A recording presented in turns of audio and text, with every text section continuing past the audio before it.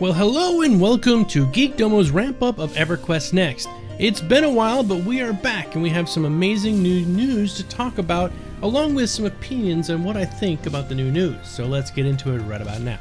EverQuest Next ramp-up is actually a ramp-up to the game's release. So for those who might be viewing this episode first, there is a bevy of other information, prior episodes you might want to check out instead. Okay, so what is this great new news? Well, EverQuest Next Landmark has an official release date. Yay! And along with the official release date, they are offering access to alpha and beta for a price. Before you freak out, they're going to give you some goodies if you do this. Officially, they are saying beta will begin on or before March 31st, 2014. Alpha will begin on or before February 28th, 2014. To have access to alpha and beta, they're going to let you jump in early, but you're going to have to pay to get that access. We'll talk a little bit about that in just a bit. The three main plans are this. There is the Settler Pack, which is $19.99 US, and this will get you into unlimited closed beta. You're also going to get a Settler flag, which is a flag you can pop down that basically says, I was a settler and you're one of the founders of the game. You're also going to get a Founder's Pickaxe, which is causing some contention on the forums. Basically, you're getting the best possible pickaxe in the game, the Tier 1 one, right now, right when you start. And what that means is, I don't know what kind of damage it'll take or how long it'll last. I'm sure it'll probably last indefinitely, but it's basically a high-level pickaxe that you would have normally had to make yourself. The next thing you'll get is the title of Founder, which we used on the forums and also in the game. Okay, next up is the Explorer Pack, which is for $59.99, and what that will get you is Alpha Access, which will start on or before February 28th, 2014. You'll get an Explorer Flag, a Ring of Bounty. Now the Ring of Bounty is another item of contention. This exclusive ring can be equipped to give you a 10% bonus to all resource gathering when out exploring in the world. So unlike you dig with your normal pickaxe and you would find 1 diamond, now with this Ring of Bounty you might find 2 or 3. Details are still out there yet. You also get another item of contention.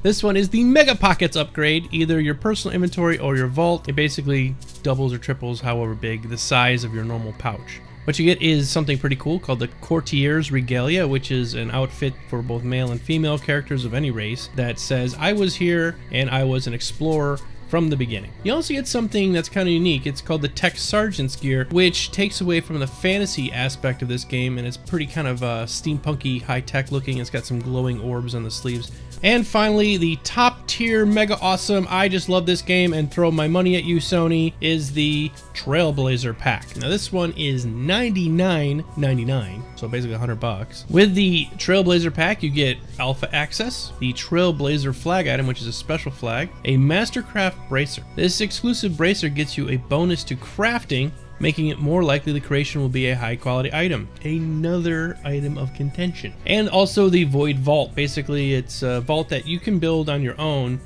normally, but this one you start off the game with it right off the bat. You get the Noble's Regalia, which is pretty darn cool. This is a very nice outfit.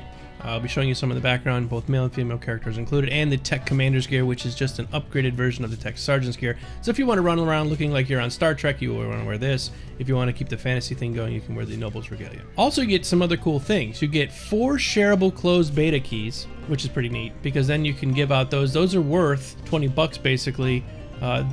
Those people that get those keys do not get the Settler Flag or the Founder's Pickaxe or any of the other things, but they do get into the beta, which is pretty nice. You also get your name in the EverQuest Next Landmark credits. Now, how many people actually watch the credits at the end? Not many. Not many people ever check those things out, but if you really want your name on the game somewhere, you can do this. Also, there's a very limited time offer. This is in a separate section. You get early access to the beta forum titled Trailblazer. You get Alpha Boost. It gives you a 20% bonus to collecting resources for 2 weeks of real time during Alpha. And you finally get the in-game title of Trailblazer. These are all short, limited time offers, so if you want to get them now, because who knows, they'll disappear. Alright, so this is the exciting stuff, right? We now have a date for beta and alpha. Do not have a release date yet, but basically, beta is almost like release, right? So let's talk a little bit about the items of contention. First off, that pick. The Founder's Pickaxe. They say that you can make your own version of that through normal methods. Like if you play Minecraft, you know what we're talking about. You actually have to go out and collect the resources, put them all together, and make this axe. Now, a diamond axe in Minecraft can cut through everything really easily, and they last a very long time. So diamond axes are what you want to build in Minecraft if you want to keep it for a long time.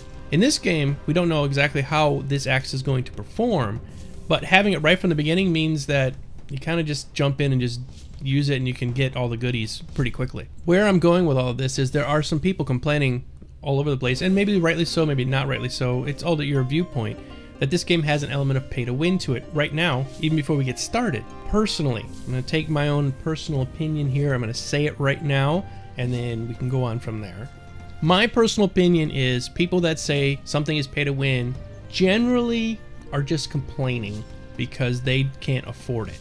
Now, okay, fine. However you want to look at that, that's cool. This is my opinion, remember. My opinion. I've done a couple of videos on this game and on other games discussing pay to win, whether or not a game is pay to win. And my definition, the one that I'm using, because there is no official definition of pay to win. I don't care how many people stomp their feet up and down and throw a temper tantrum, there is no official definition of pay to win. But the most likely one, in my opinion, is that you buy something in a game that you cannot earn or make yourself that gives you an unfair advantage over everybody else. That is my opinion of pay to win. Now, I'll use Star Citizen as an example. There's some people that have been freaking out because they made a Star Citizen is not pay to win, because you can earn those ships by just playing the game. Yes, I have it before you, but there is no ship in the game you cannot earn yourself, even if I bought it ahead of you. So that is not pay to win. Now this game, on the other hand, EverQuest Next that we're talking about now, if you have this founder's pickaxe and it can just cut through metal and all kinds of different ores with like one swipe, and nobody else can ever make the same exact axe and it's not as powerful, then I can say yes, it has a little bit of a pay to win aspect to it. Next, the Ring of Bounty. So if you can find this ring out there by killing monsters, then no, this is not pay to win in this regard either. We don't know yet if all of this stuff that is affecting the way the game is played is going to be available by either killing a monster or by just random chance. If it is not, then yes, this ring is a little bit of pay to win to it too. Now finally, the last thing that I consider a pay to win item that is on this list is the Mastercraft Bracer. Now this bracer gives you a bonus to crafting, making it more likely the creation will be a high quality item. So that means player A is grinding away making linen cloth. It takes him 2 days to make a loincloth out of linen cloth. Okay? Now this person with this bracer on, the other guy who was a founder, one of the trailblazers, is making linen loincloths, and he comes out with the cod piece of doom on a random chance. So now the guy who is the trailblazer actually has an advantage over the guy who doesn't, because now he can sell that cod piece of doom on the auction house for millions of gold, and the other guy is stuck selling his crappy loincloth. Where I'm going with all this is there are 3 items, one in each one of these levels, that does have a tiny bit of pay to win feel to it. Now we don't know exactly, like I said, if this Mastercraft Bracer drops, if the pickaxe can be made, if the ring drops, then no, this is all moot. But if you cannot get these items by any other method or means, then yes, it has a tendency to be a little bit pay to win. So let me hear your thoughts in the comments below. I am not supporting one way or the other. This is being pay to win. This is my thought process. I'm just thinking it through, and this is how I feel. All right, so I'm hoping, Dexella, if you're listening, which you're probably not, I'm hoping I can get into alpha access and I will be able to show you guys as it happens. We will see. I'm not holding my breath. If I can, I'm definitely going to get into alpha access one way or the other. But if I'm not allowed to show you the videos, then whatever. But I'm hoping I can. And if that happens, then sometime around February, I'll be able to start cranking these videos out more often. Remember, we're still talking EverQuest Next every single week on Into the Portal every Friday night at 5 p.m. Eastern. So join us for that, and we'll talk about this stuff this week for sure. But I wanted to make another ramp-up video because this is exciting news, and I can't wait till Friday to talk about it. So thanks, everybody. This is Geekdomo. Until next time, saying see ya.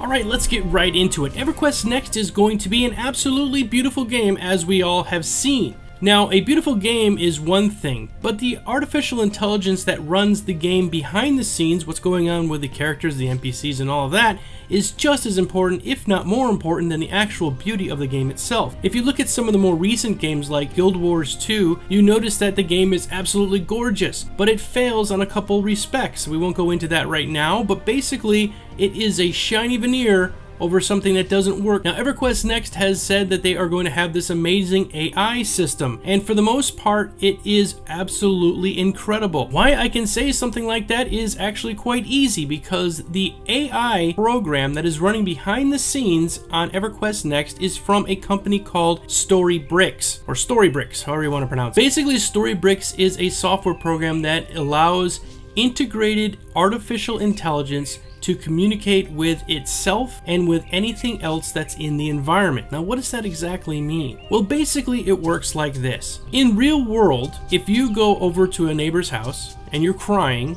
the neighbor will say, "What's wrong? What's the matter?" And they will be sort of empathic, usually, unless you have a really jerky neighbor. Say you walked up to that neighbor and you yell at them. Their instant reaction is, "Whoa, what are you doing?" And either they will be taken back by it,